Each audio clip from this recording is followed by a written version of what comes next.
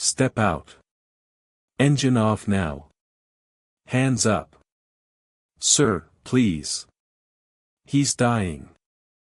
I need to get him to the hospital. I don't care who's inside. Step out. Move it. Look at him. He's flatlining. You can see it. I can't just stop. Step out or I'll drag you myself. He's a magistrate. He just died while you're doing this. The siren was still screaming when the cuff snapped shut. Red lights pulsed across wet asphalt as an ambulance, engine running, doors sealed, sat frozen on the shoulder of a Tennessee highway. Inside, a magistrate's pulse faltered by the second. Outside, an officer made a choice that would ripple through courtrooms, careers, and a $45 million reckoning. This is not a story about a single arrest. It's about how procedure, bias, and pride collide, sometimes fatally, under flashing lights. If you care about how power is exercised in quiet moments, how one decision can outpace the law itself, stay with this story. Listen closely to what happens between sirens and silence, where accountability is tested and the truth leaves a paper trail that cannot be erased. The fog sat low over the asphalt that morning, a thin white skin that softened the edges of everything it touched. Oak trees along the shoulder appeared and disappeared like silhouettes in a half-remembered dream, their branches reaching toward a sky that hadn't yet decided whether to reveal itself. The air tasted of rain that had fallen hours before, leaving the world damp and uncertain. At precisely 5:42 a.m., the highway outside Clarksville was almost empty. Just the steady hum of tires on wet pavement, the glow of dashboard lights cutting through pre-dawn darkness, and the ambulance cutting through it all with a siren that refused to be ignored.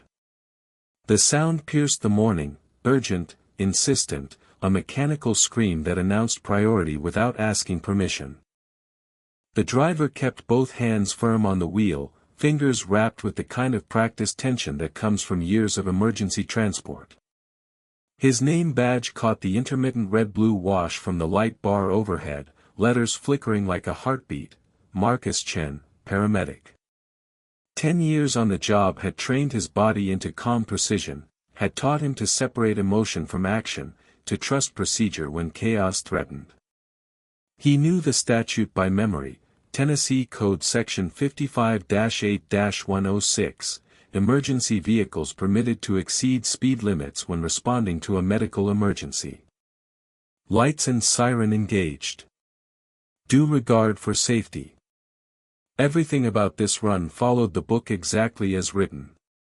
Dispatch logged at 5:28 a.m. Route confirmed through central corridors. Hospital notified of incoming cardiac emergency. Every protocol satisfied, every requirement met. The patient was unstable in the back, vitals deteriorating with each passing mile. The magistrate, Honorable Raymond Mitchell, retired from the appellate bench 3 years prior, drifted in and out of awareness. His breath came shallow and irregular. Skin damp with the cold sweat that precedes cardiovascular collapse. When his eyes opened, they searched the ceiling of the ambulance as if looking for a familiar phrase, a sentence he once knew how to finish, words from cases he'd adjudicated in chambers that now felt impossibly distant. The cardiac monitor spoke in a language of beeps and intervals, each one a reminder that time was not an abstract concept here. Tonight it was measurable, audible, slipping away with every second that stretched between the highway and the emergency room 12 miles ahead. The numbers on the screen told a story that didn't require legal interpretation: blood pressure dropping, heart rhythm irregular, oxygen saturation declining despite supplemental flow.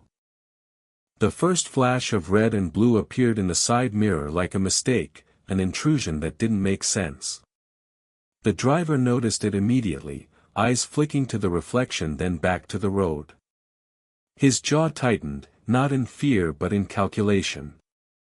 He eased slightly to the right, keeping speed steady at 83 miles per hour, hoping, expecting the cruiser to pass as they usually did, to recognize the emergency and continue on to whatever call required their presence. It didn't pass. The light stayed glued to the rear doors of the ambulance, matching speed, maintaining distance but not increasing it. The siren's pitch didn't change, but its meaning transformed in that moment. What had been a declaration of priority became something else, a question, a challenge, a confrontation brewing in the space between two vehicles traveling too fast for easy answers. Confusion entered the cab like cold air through a cracked window. Marcus keyed the radio, keeping his voice level and professional. "Dispatch, confirm State Patrol initiating stop on active emergency transport, Route 42 northbound." Static answered first. Then an overlap of voices, another unit calling in a traffic accident, a supervisor requesting a location update, too many conversations competing for the same frequency. He waited, slowing incrementally, every mile per hour feeling like a concession he didn't have the authority to make. "Repeat last transmission," dispatch finally responded, the operator's voice clipped by protocol. "State Patrol appears to be initiating traffic stop on our vehicle. We are code 3 with cardiac patient, 12 minutes from Summit Medical." A pause. "Stand by." But standing by wasn't an option. The cruiser's lights grew more insistent, and Marcus knew what came next. He'd been trained for this scenario in academy courses that felt theoretical at the time. De-escalation. Clear communication. Never compromise patient care. The guidelines were clear in textbooks. Reality proved more complicated. He guided the ambulance onto the shoulder, hazards blinking beneath the strobe of emergency lights. The transition from movement to stillness felt wrong, physically wrong, like stopping mid-breath. In the back, Sarah Kim, the attending medic, called out, "Why are we stopping? We can't stop. He's deteriorating." "I know," Marcus called back, his voice tight with frustration he couldn't fully express. "I know." The trooper approached with a hand resting near his holster, boots crunching on gravel with deliberate heaviness. His body-worn camera blinked red, recording, buffering, impartial. Training manuals would later say this moment required discretion, that officers should assess totality of circumstances, that medical emergencies constituted exigent circumstances requiring flexibility in enforcement. The trooper's posture said something different. It said control. It said authority that doesn't bend. "Driver, shut it down," he said, voice clipped and practiced. The command carried the weight of countless traffic stops, the rhythm of procedure performed so often it became reflexive. "There's a patient in cardiac distress," Marcus replied immediately, already reaching for his credentials with slow, visible movements. His tone stayed even, professional, choosing words carefully. "We're en route to Summit Medical Center.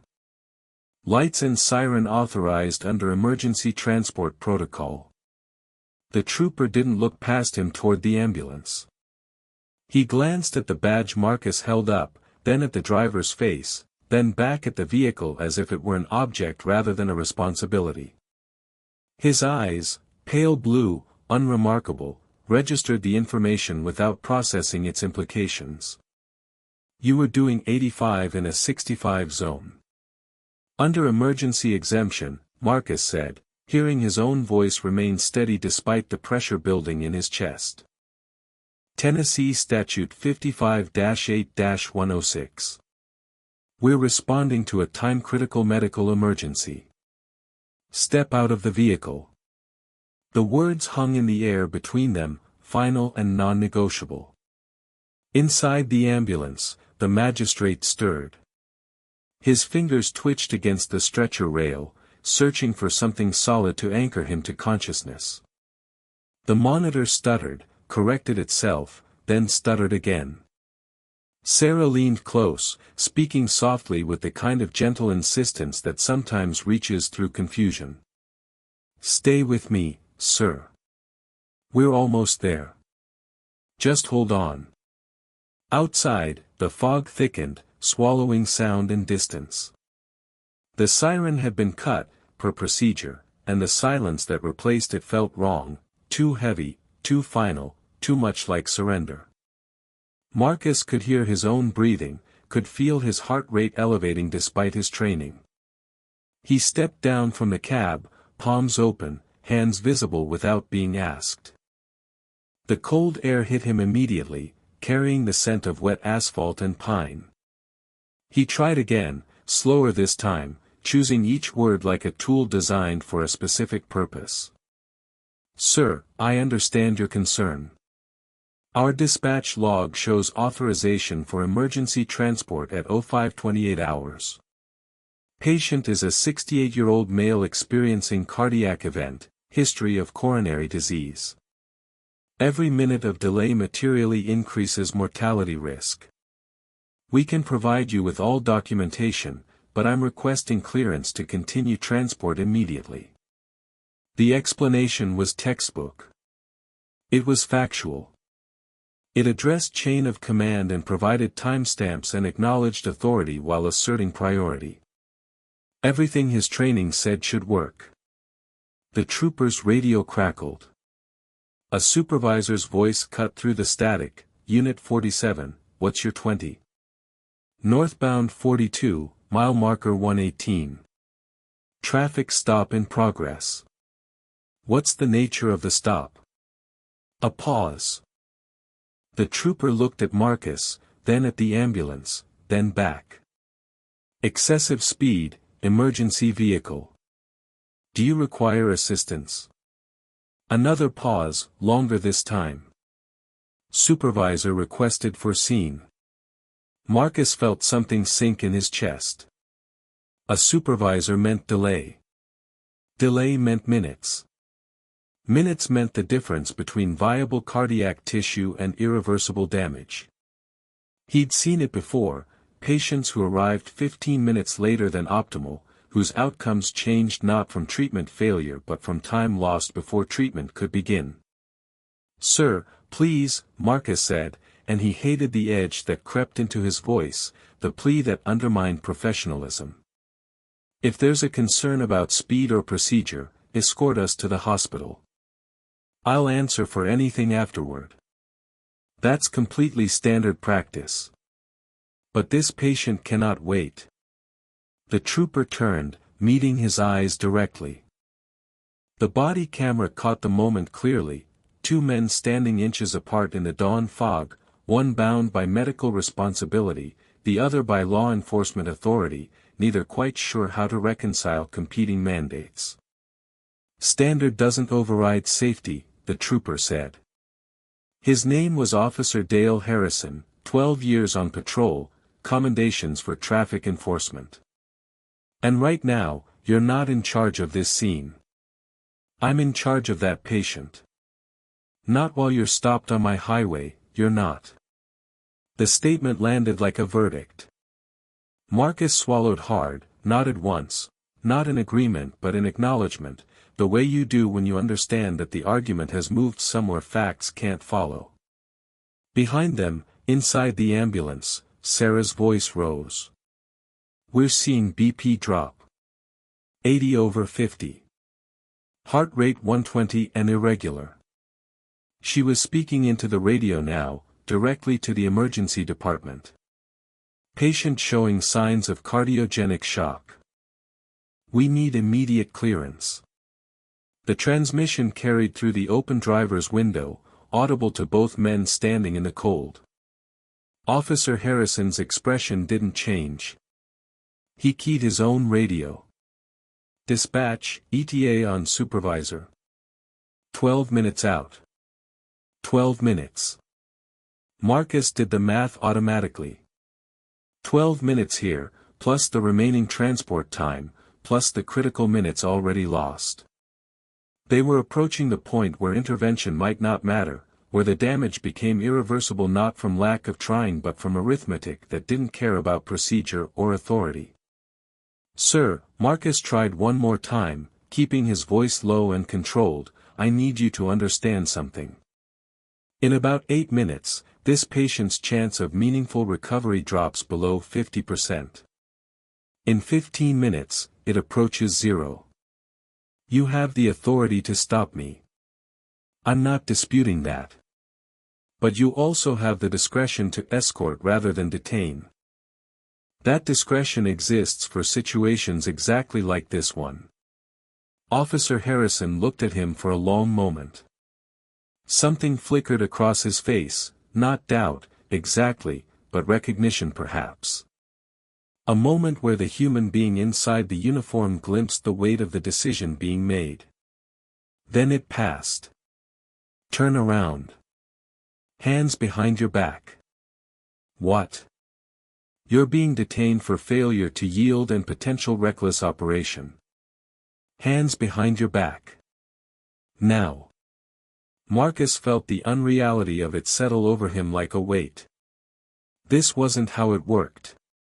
This wasn't how any of it was supposed to work. He'd run hundreds of emergency calls, had been waved through traffic stops, had received police escorts. The system had rules, protocols, professional courtesies that recognized the hierarchy of urgency. But the system also had discretion. And discretion was a human choice. The metal cuffs clicked shut, too loud in the fog-muffled morning, too permanent, too final.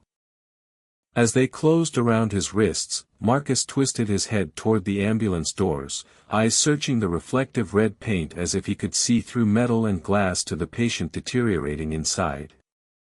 "You're killing him," he said. Not as an accusation, not as an argument, but as a simple statement of fact he couldn't unlearn. "You're killing him right now." Officer Harrison guided him toward the patrol car, body positioned between Marcus and the vehicle he'd sworn to keep moving. "That's not your call to make," he said quietly. Inside the ambulance, the magistrate's breathing faltered again. Sarah banged once on the partition separating the patient compartment from the cab, then again harder. "Marcus. He's crashing. I need you here now." But the doors stayed shut. The camera kept recording. The fog kept drifting. And the ambulance engine, still idling with stubborn mechanical purpose, waited on the shoulder of a Tennessee highway while time made its choice. Part 2, the wait. The ambulance idled like a held breath, diesel vibration humming through the frame with steady, stubborn insistence. It was a sound that spoke of purpose suspended, of machinery designed for motion reduced to waiting. Fog gathered along the shoulder in thick patches, lapping against the tires and softening the world into a narrow corridor of flashing lights and delayed decisions. Inside the cab, the radio came alive again with overlapping voices. Dispatch operators spoke in careful tones sharpened by clocks they couldn't see. "Unit 623, confirm patient status." A beat of silence. "Advise current location." Another beat. Then the hospital cut in, clinical and calm, cardiac receiving standing by. "We need updated vitals and estimated arrival." Each transmission stacked urgency without resolution, building a tower of need that had nowhere to go. Marcus stood beside the patrol car, wrists cuffed in front now, an adjustment Officer Harrison had made without comment, a small mercy that felt meaningless given the circumstances. He kept his eyes level, his voice as low and controlled as he could manage. 10 years of field work had taught him that escalation often lived in tone rather than words, that volume raised in crisis rarely solved what calm couldn't. "Sir," he said, measuring each syllable, "this transport is logged as critical priority. Under state protocol, any delay beyond 5 minutes materially increases patient risk. We're past that window now. We're entering the range where outcomes change. Officer Harrison didn't reply immediately. He angled his body toward the road, posture squared, one hand resting on his belt near his radio. His body camera blinked its steady red confirmation, recording, documenting, capturing everything with digital impartiality. "You failed to yield to my lights," he said finally, not looking at Marcus. "That's the issue here. You don't get to decide when laws apply." I slowed. I moved to the right lane. I notified dispatch. It's all time-stamped. The officer exhaled through his nose, a sound that might have been frustration or might have been something else. "You don't get to decide compliance. That's not your authority." There it was, stated plainly. Not shouted, not delivered with cruelty, just stated as fact, a line drawn with a sentence, a boundary asserted. This wasn't about statute anymore. It was about power, about who held it and who didn't, about hierarchies that superseded emergency. In the back of the ambulance, the magistrate's breathing thinned further. Sarah watched his chest rise and fall with increasing irregularity, counting without moving her lips. The cardiac monitor traced a rhythm that had begun to hesitate, like a runner unsure of the next step, muscles faltering mid-stride. She adjusted oxygen flow from 4 liters to 6, checked lead placement on the monitor, rechecked blood pressure manually because the numbers seemed wrong, seemed too low to sustain consciousness. They slid anyway, dropping despite intervention. 82/48. Then 79/45. She reached for the radio handset, hesitated, then pressed the transmit button. "We're seeing progressive hypotension," she said, choosing language that couldn't be misunderstood or minimized. "Patient is actively deteriorating. Blood pressure now 76/42. Heart rate 130, irregular rhythm. We need immediate clearance to transport." The words floated out into the fog and didn't come back. A supervisor had been requested. The ETA changed as traffic conditions shifted, 15 minutes became 13 became 16 again. Each update sounded reasonable on its own. Together, they formed a wall between urgency and action. Marcus tried again, changing tactics. Instead of citing statute, he appealed to hierarchy. "Sir, if there's a concern about my operation of this vehicle, escort us to Summit Medical. I will answer for any violation. I will submit to any review. That's completely standard practice. But please, let us move." Officer Harrison turned, meeting his eyes. The camera caught the moment with perfect clarity, 2 men standing inches apart in the morning fog, one bound by restraints, the other by certainty. Behind them, emergency lights continued their silent rotation, painting everything in alternating shades of urgency. "Standard doesn't override safety," the officer said. "And right now, you're not in charge. You need to understand that." Marcus swallowed hard. He nodded once, not in agreement but in recognition of futility. Some arguments can't be won because they're not really about the stated topic. This wasn't about traffic enforcement or safety or even procedure. It was about authority defending itself, about power that couldn't afford to be questioned in the moment. Inside the ambulance, Sarah leaned close to the magistrate's face, speaking with quiet intensity. "Sir. Sir, can you hear me? Squeeze my hand if you can hear me." His fingers twitched weakly against her palm, then fell still. His eyes opened briefly, unfocused, searching, as if looking for a bench where he once sat, a lectern where he once stood, a place where his words had carried weight and consequence. He tried to speak. His lips moved but no sound emerged. The monitor alarm increased in tempo, not a steady beep anymore but an irregular cascade of tones that announced crisis without requiring interpretation. Sarah's training took over, hands moving through assessment protocols with mechanical precision. Pupil response, sluggish. Skin, cool, mottled. Radial pulse, thready and rapid. Every sign pointed in the same direction. She keyed the radio again, louder this time, letting urgency sharpen her voice. We have an acute cardiac event in progress. Patient is showing signs of imminent arrest. Request immediate clearance for transport. Repeat, immediate clearance. The trooper's radio crackled in response. The supervisor's voice, closer now, firmer, Unit 47, what's your status? There was a pause before the answer. The kind of pause that would later be measured in legal depositions, time to the second, analyzed for meaning. Officer Harrison looked toward the ambulance, then back at Marcus, then down at the handcuffs as if seeing them for the first time. Authority recalibrated. Not to facts, but to proximity. To the reality of consequences becoming visible. Patience crashing, he said into the radio, voice losing some of its certainty. Medic is requesting immediate transport clearance. Stand by. Stand by.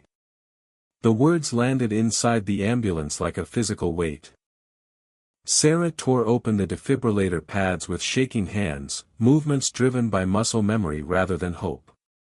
She placed them on the magistrate's bare chest, positioning them exactly as trained, right upper, left lower, avoiding the sternum.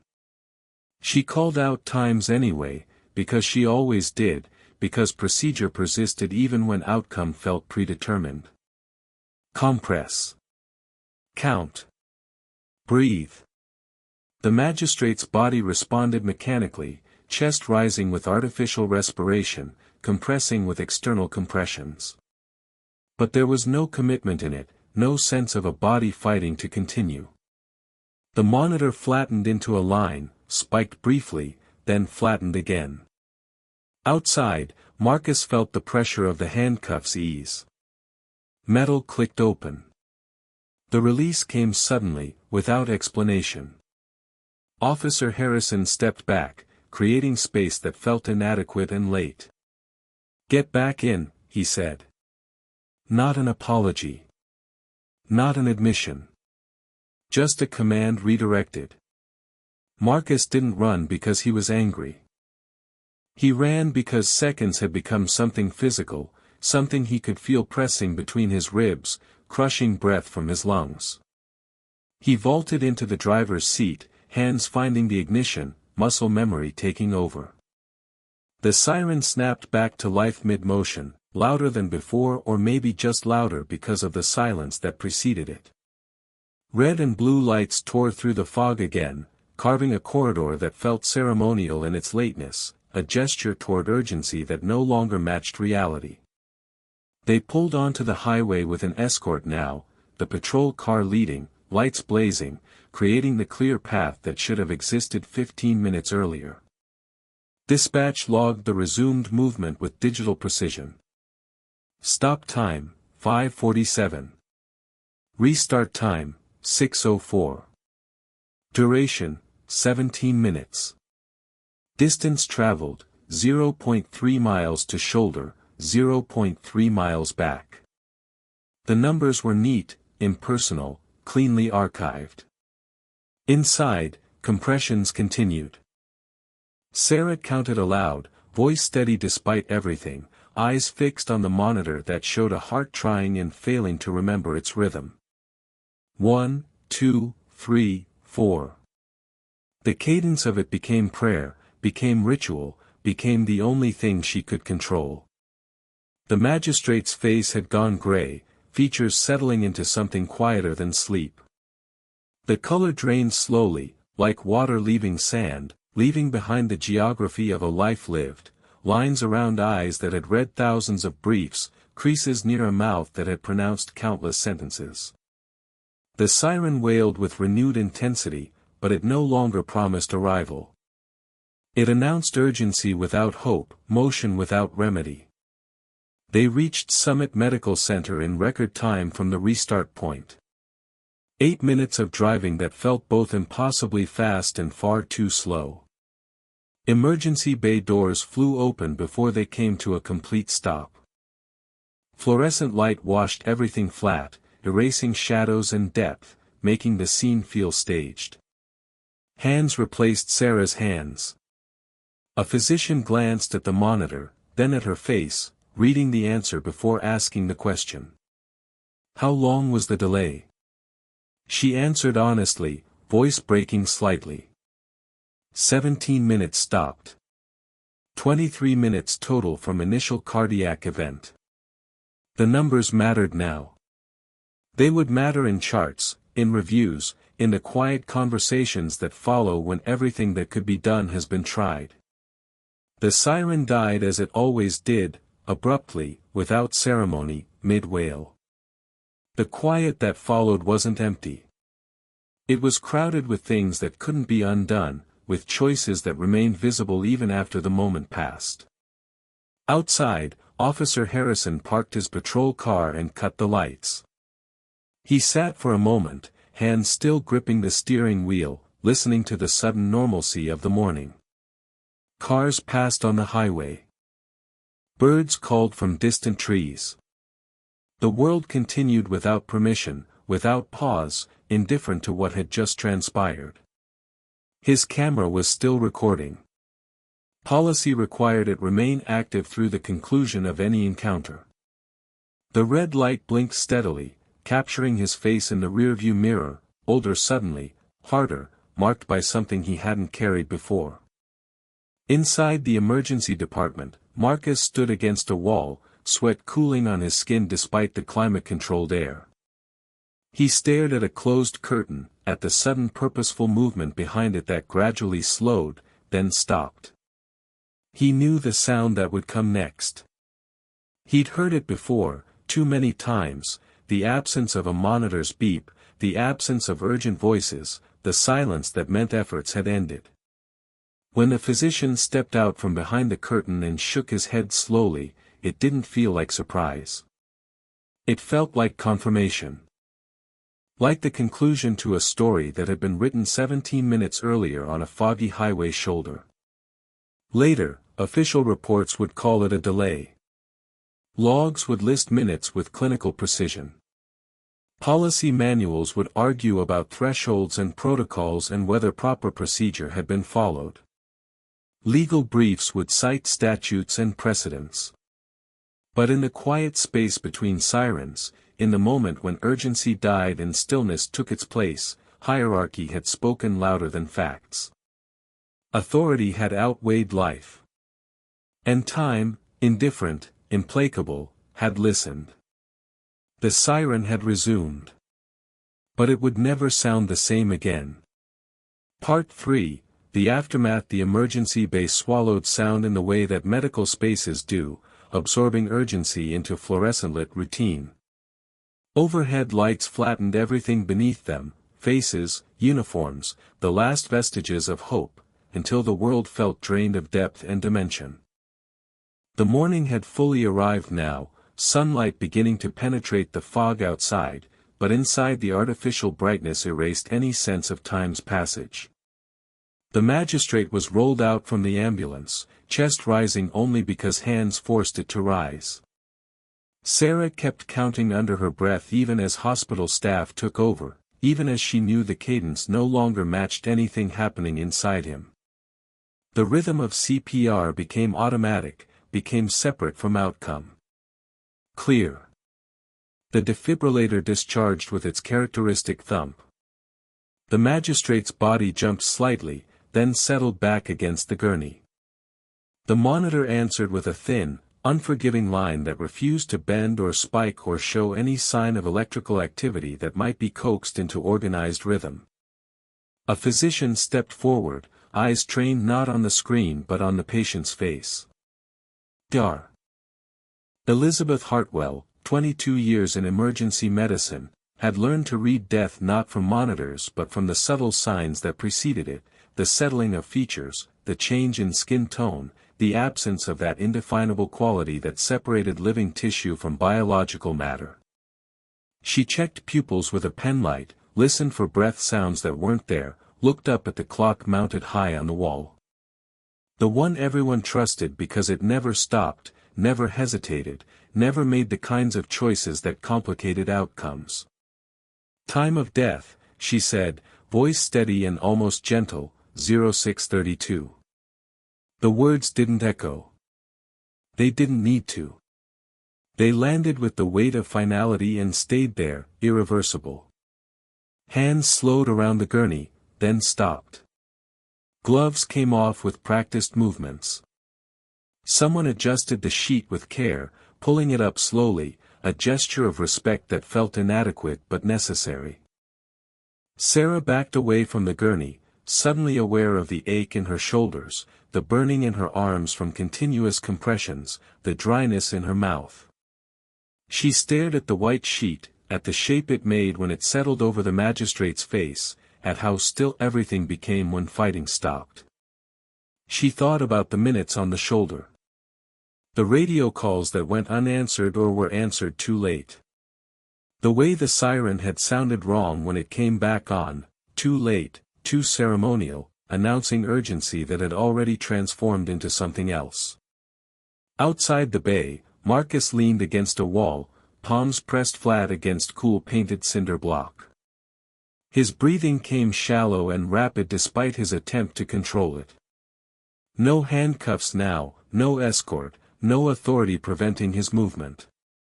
Just the hum of hospital ventilation and the knowledge that something irreversible had finished happening while he stood by, powerless to prevent it. When Dr. Hartwell emerged from behind the curtain and met his eyes, shaking her head slowly, Marcus nodded once. He didn't speak. Couldn't speak. His hands were still shaking as if the road hadn't ended yet, as if forward motion might still be possible. Paperwork began immediately. It always did. Medicine ran on documentation as much as on intervention. A nurse logged arrival time with precision, 6:27. Another entered vitals, last recorded, then blank fields that would remain empty. Transport delay, noted in careful language that stated facts without assigning cause. The electronic health record accepted the data without judgment, without commentary. Somewhere in the system's database, the gap between stop and restart became a number, a data point that could be queried and analyzed and compared to outcomes.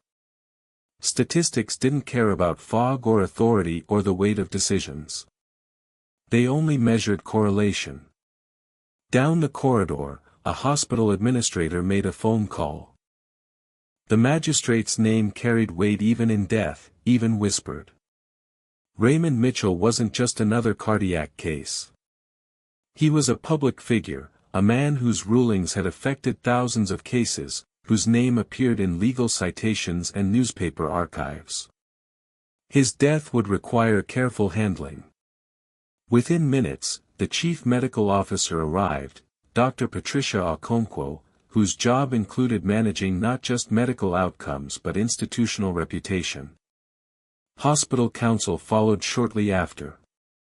Not to interfere with medical documentation, they insisted, just to observe, to understand how events would read later when questions were inevitably asked. Officer Harrison arrived last, his boots quieter on linoleum than they'd been on gravel. His body camera was still active, still recording. Policy required it remain on through complete patient transfer to medical facility. The red light blinked steadily, capturing the aftermath no one had trained him to handle. He watched the sheet-covered gurney being wheeled toward the morgue entrance, watched the stillness beneath white fabric, and then he looked away. He found a computer terminal in a small office adjacent to the emergency department and began his report, typing with 2 fingers, choosing words carefully. Time of stop, 5:47. Reason for stop, excessive speed, emergency vehicle. Speed estimated, 85 in 65 zone. Driver behavior, initially non-compliant with commands. Scene safety concerns, assessed. Supervisor requested, affirmative. Ambulance cleared for continued transport, 6:04. Each sentence stood on its own. Each was defensible, procedural. The report read clean. It read complete. It did not mention the sound of the monitor alarm. It did not mention the medic's increasingly urgent radio transmissions. It did not mention the 17 minutes. Reports rarely captured everything. Internal Affairs opened a parallel file before sunrise had fully broken. The decision didn't come from outrage or accusation. It came from organizational necessity, from the alignment of factors that triggered automatic review. A death, a delay, video documentation, public figure status. When those elements intersected, policy mandated inquiry. An email went out marked, administrative review, non-disciplinary, pending investigation. The language was deliberately neutral. The implications were not. Officer Harrison would remain on duty but would be reassigned from patrol to administrative tasks pending completion of the review. Standard procedure. Nothing personal. By mid-morning, Marcus was formally released from any potential charges. No citation issued. No arrest record. A brief conversation with a supervisor who hadn't been present, who knew only what reports indicated, who offered an apology that felt genuine but insufficient. "We'll be in touch," the supervisor said. "We'll need a formal statement. You understand?" Marcus understood. It meant interviews, depositions, waiting while others decided what had happened and what it meant. He stepped outside into daylight that felt too bright, too normal. His phone was buzzing with messages, dispatch checking in, colleagues asking questions, his partner wondering if he was okay. He didn't have the strength to read them yet. At the courthouse in downtown Clarksville, flags lowered to half-staff by mid-morning. No announcement, just maintenance staff following procedure when word arrived. The magistrate's former chambers were sealed quietly. Clerks began the process of boxing up papers, organizing files, the bureaucratic work that follows death. A framed photograph was turned face down on the desk, the magistrate shaking hands with the governor at his retirement ceremony. Someone removed a coffee mug that still showed brown rings from years of use, hesitated, then put it back. Small choices about what to preserve, what to let go. The building carried on with the peculiar dignity of institutions that outlive the people who serve them. Court was in session. Dockets proceeded. Cases were called. The machinery of justice continued its rotation, indifferent to absence. Part 4, the investigation. The first news alert landed just after noon, a brief item on local news websites. Retired appellate magistrate dies during medical transport. The initial reporting was straightforward, almost respectful in its simplicity. Age, service record, surviving family. A quote from a colleague about integrity and dedication to justice. The story read like closure, like the natural end of a life well lived. It didn't last. A local reporter, Jennifer Torres, 10 years covering the courthouse beat, filed a routine records request. Body camera footage, dispatch logs, incident reports. It was almost reflexive for her, the automatic follow-up when any public figure died under circumstances involving law enforcement. Tennessee's open records law required disclosure absent specific exemptions. The request moved slowly through bureaucratic channels, then all at once arrived at the right desk. A second news outlet noticed something in the timeline. The ambulance had been en route at 5:45. The death was pronounced at 6:32. Summit Medical was only 12 minutes from the incident location according to mapping software. Why had it taken so long? A third outlet noticed the discrepancy between emergency transport protocols, which emphasized time-critical nature of cardiac emergencies, and the apparent delay in a case involving those exact circumstances. By evening, the headline had changed shape. Questions raised after magistrate's death during ambulance stop. The coverage remained careful, phrased in questions rather than accusations. But questions had weight. Questions demanded answers. Officer Harrison's report was still clean, still procedurally correct. But now it was being read next to other documents. Dispatch audio where Sarah's urgency escalated across 17 minutes. Hospital logs where arrival time stretched beyond reasonable estimates. Body camera footage where the siren cut and silence settled in while a patient deteriorated. Truth, it turned out, was a document problem. Not a single smoking gun but an accumulation of timestamps that didn't align, of voices that grew more desperate, of procedures that somehow missed the central point. Every time code mattered. Every omission echoed louder once placed beside something else that contradicted or contextualized it. The trooper's body camera footage was released after 48 hours. Policy allowed withholding pending initial review, but public interest and media pressure accelerated the timeline.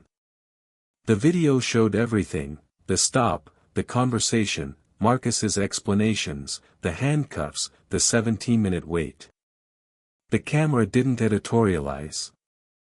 It simply showed pauses, interruptions, Sarah's voice audible from inside the ambulance growing more urgent. It showed a supervisor's voice arriving late over radio. It showed a decision framed as control, as authority asserting itself despite competing concerns. Viewers filled in their own interpretations. Comment sections exploded.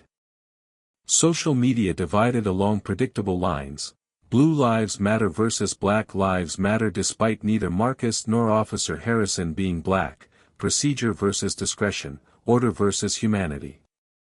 The story became larger than its facts, became a symbol of competing values that had been in tension long before fog settled over a Tennessee highway. Internal Affairs scheduled formal interviews. Training manuals were pulled from archives and reviewed. Emergency vehicle statutes were highlighted and analyzed. The question being investigated wasn't framed as intent, investigations rarely started there. It was framed as judgment. Had Officer Harrison exercised appropriate discretion? Had he followed procedure? Had his actions been objectively reasonable given the totality of circumstances? Reasonable. The word appeared in every document, every policy, every legal standard. What would a reasonable officer do?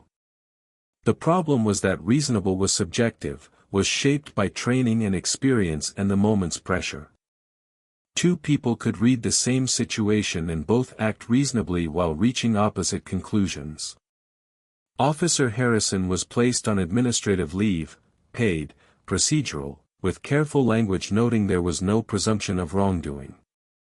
The email announcing it was written by attorneys and HR professionals who understood how every word would be analyzed later. It expressed support for the officer while acknowledging the need for thorough review. It satisfied no one. The public read it differently. Administrative leave sounded like suspension, sounded like guilt even when preceded by disclaimers. In the court of public opinion, nuance collapsed into narrative. Outside Summit Medical Center, candles appeared near the entrance. Quiet, unsanctioned, placed overnight by people who felt compelled to mark the spot. Someone taped a handwritten note to the wall: he deserved a chance. The security guard who found it in the morning left it there. Marcus sat at his kitchen table long after dark, staring at his phone screen without really seeing it. Messages from coworkers expressing support. Messages from family asking if he was okay. Messages from strangers, some supportive, some accusatory, some simply curious. He didn't respond to most of them. He replayed the stop in his head, not as memory but as evidence. What he'd said, how he'd said it, what he might have changed if time moved differently. Should he have been more forceful? More submissive? Should he have driven on, refused the stop, faced charges later? Every choice felt wrong in retrospect, every decision second-guessed until certainty dissolved.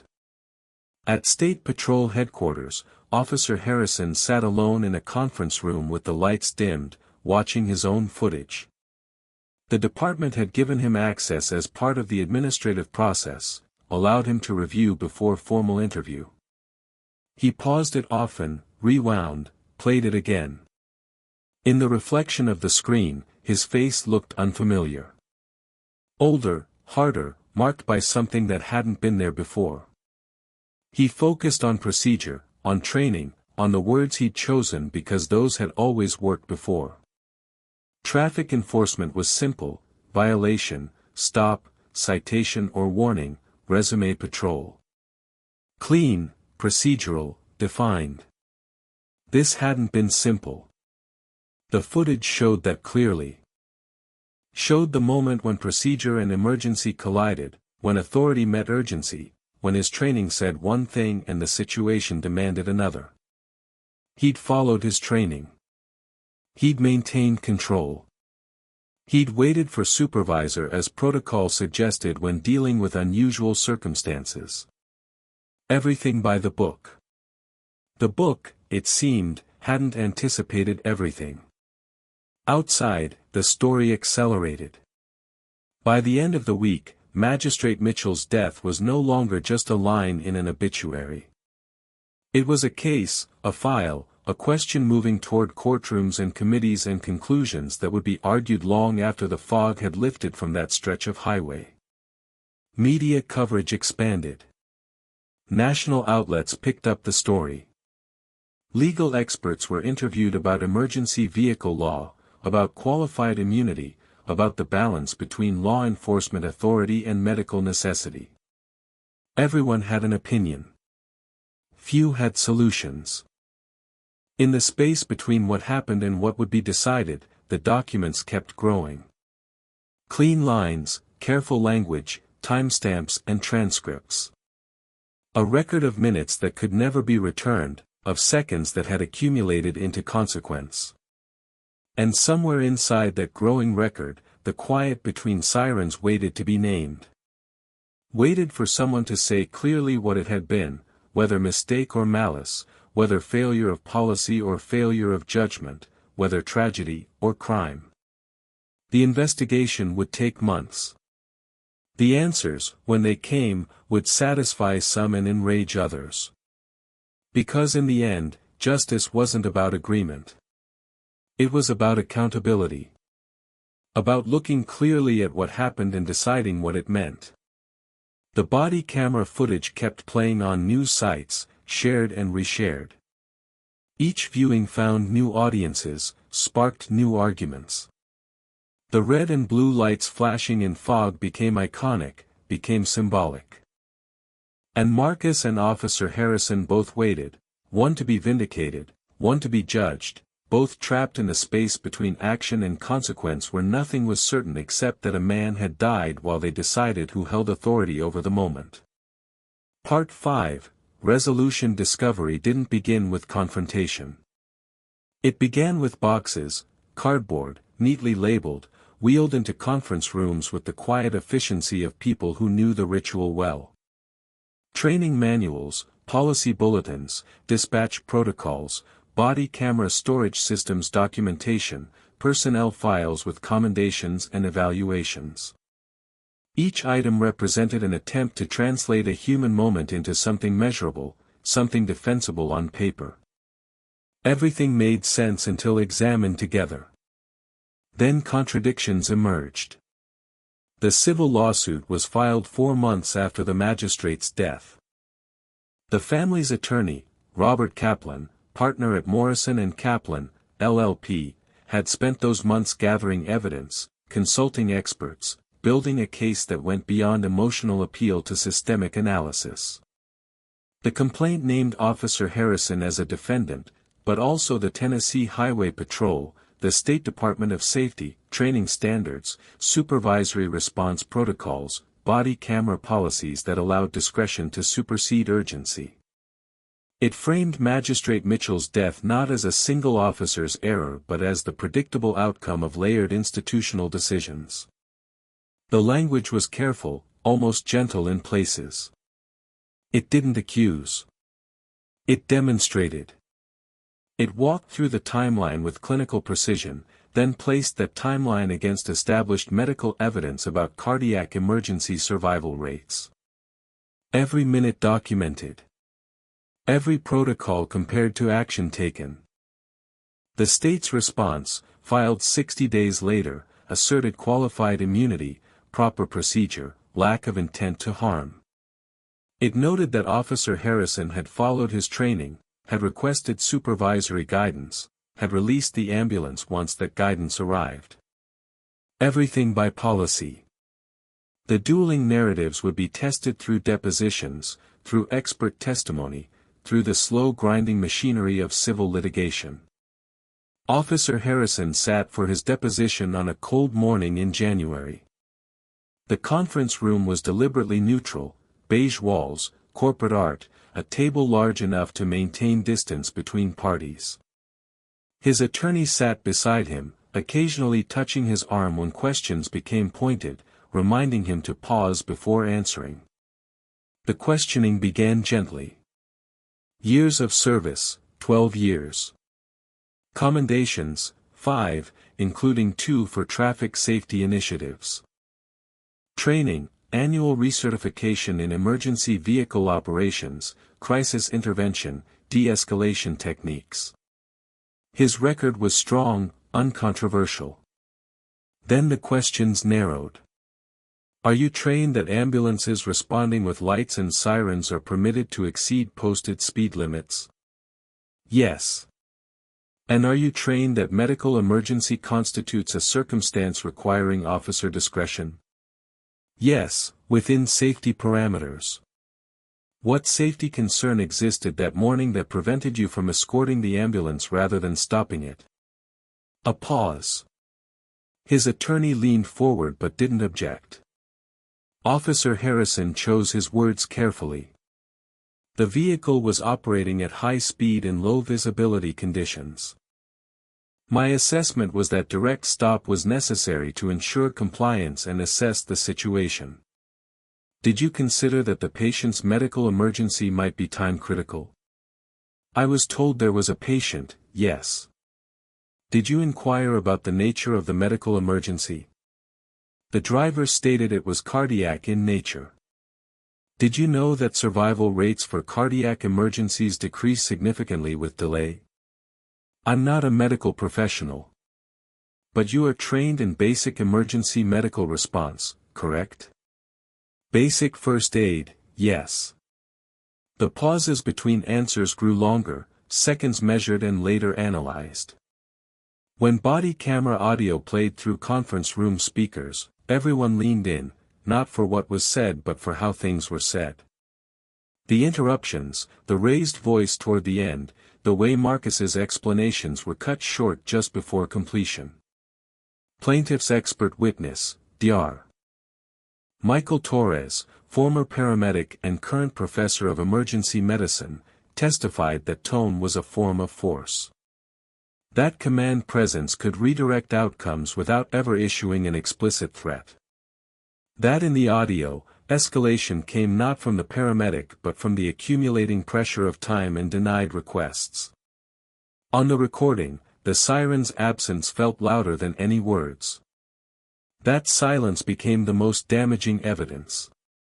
Not what was said, but what stopped, the mechanical scream that announced priority, that should have been protected, that went quiet for 17 minutes. Marcus's deposition came a week later. He wore a plain suit, hands folded on the table, voice steady despite the weight of attention. His attorney asked him to walk through the stop minute by minute. Dispatch logs appeared on a screen behind him, timestamps matching his narrative. He explained protocols the way he always had, not defensively, but as facts.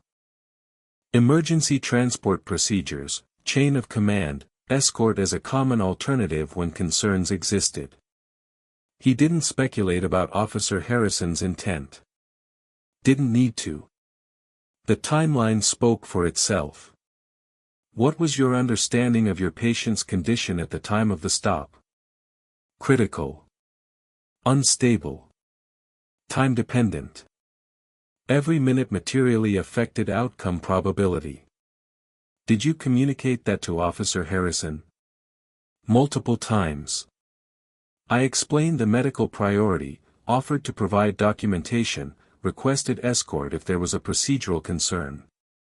What was his response? He detained me. Handcuffed me.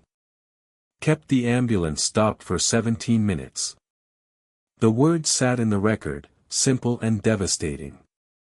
Public scrutiny followed Marcus everywhere during those months. His name trended periodically when coverage resurged. His photo circulated. Commentators split along predictable lines, some calling him a hero, others questioning his judgment, most acknowledging the impossibility of his position. He kept working, though shifts were limited and shadowed by questions he wasn't allowed to answer publicly. His life widened into something he hadn't asked for, a public record he couldn't close, a narrative he couldn't fully control. Expert witnesses accumulated on both sides. A former highway patrol training officer testified that discretion was not absolute, that stopping an active ambulance required articulable immediate danger, not generalized authority. Medical ethicists spoke about duty to render aid, about how institutional delay could constitute actionable harm. Use of force analysts pointed to the handcuffs, to how physical restraint transformed the encounter from traffic enforcement to custody. The defense countered with their own experts. Scene safety specialists testified about officer vulnerability during pre-dawn stops. Training consultants explained decision-making under pressure. The word reasonable appeared so often it began to lose meaning, stretched to cover contradictory conclusions. Settlement talks began quietly 8 months into litigation. Both sides recognized the risks of trial, unpredictable juries, potential for extreme verdict, public spectacle. Initial offers were rejected. Counteroffers dismissed. The gap between positions seemed unbridgeable. Then the state's risk assessment changed. Internal polling showed public opinion shifting against the highway patrol. Media coverage remained negative. The body camera footage had been viewed millions of times, and each viewing hardened perceptions.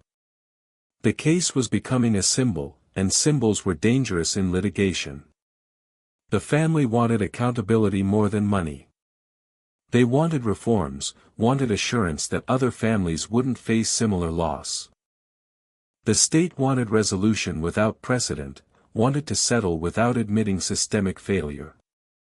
The evidence, however, refused ambiguity. Dispatch audio, body camera footage, hospital logs, expert testimony. Together they formed a narrative that couldn't be softened by legal argument.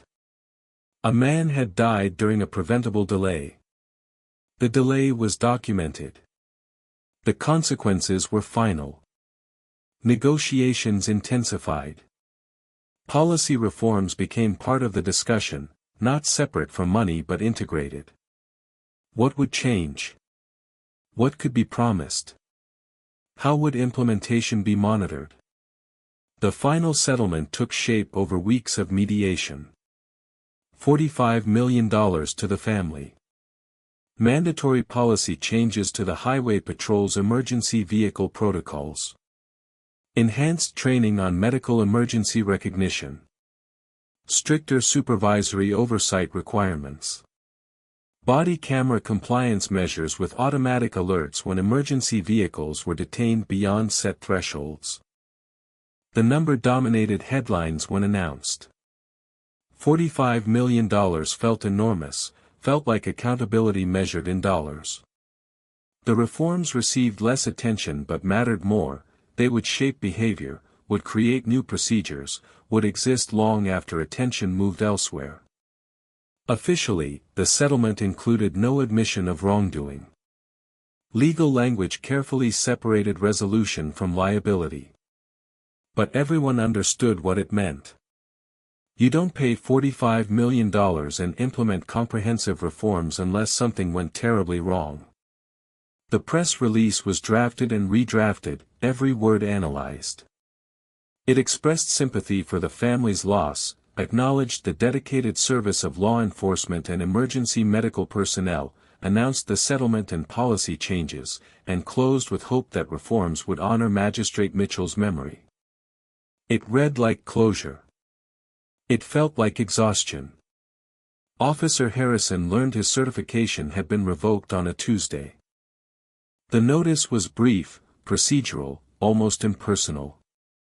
His training record no longer met standards required for sworn law enforcement service.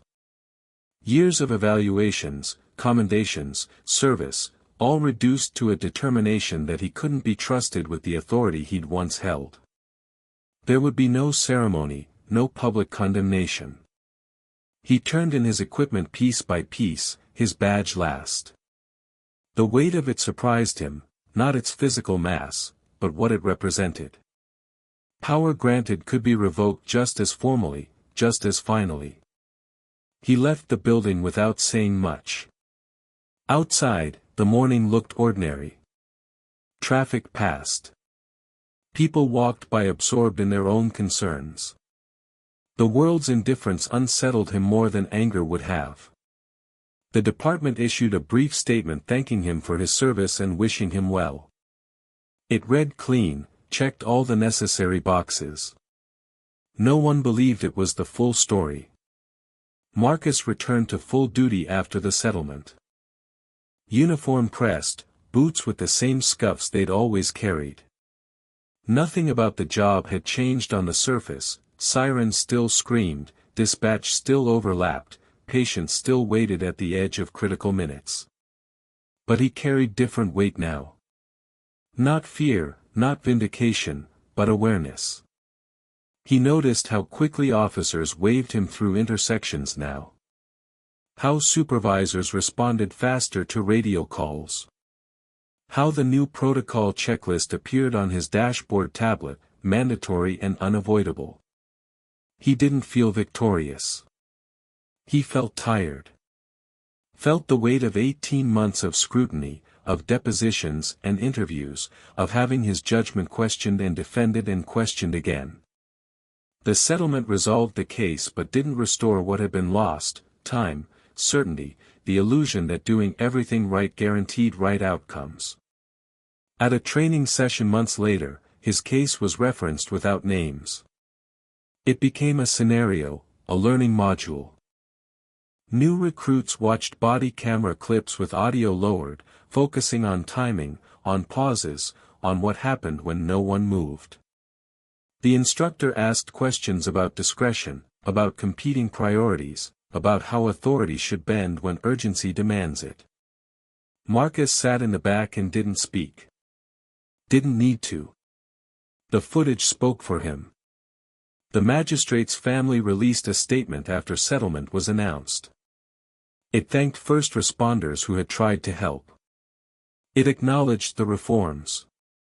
It did not claim closure, because closure wasn't possible. Grief, they said, did not respond to dollar amounts or policy changes. It simply existed, permanent and private. At the courthouse, a plaque was installed quietly. No ceremony, just maintenance staff mounting brushed metal to a wall outside the magistrate's former chambers. His name, dates of service, a single line, dedicated to justice. People passed it daily without stopping, without reading, the way people pass most memorials.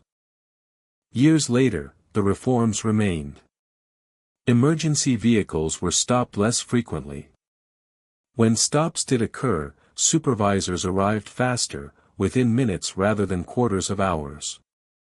Body camera systems triggered automatic alerts when emergency vehicles were detained. Dispatch flagged delays in real time, escalating to command staff when thresholds were exceeded. The system adjusted. Not because it had found morality, not because individuals became better people, but because it had learned consequence. Because evidence had accumulated into liability. Because $45 million and lost certification taught lessons that training manuals alone could not. Justice, in the end, didn't feel like victory.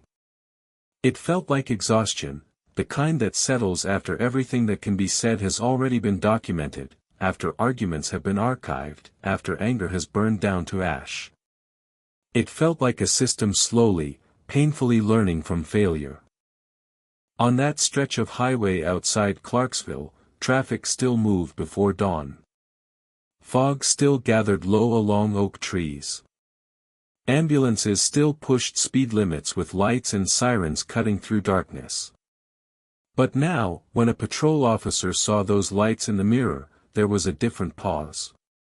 Not hesitation exactly. Reflection. A policy-shaped memory of what happens when control outruns care, when authority prioritizes itself over the emergency it should serve. The lesson wasn't loud. It didn't need to be. It was written into procedure, paid for in life and money, and carried forward quietly every time an ambulance wasn't stopped, every time discretion bent toward urgency rather than authority. Every time a siren was allowed to keep screaming.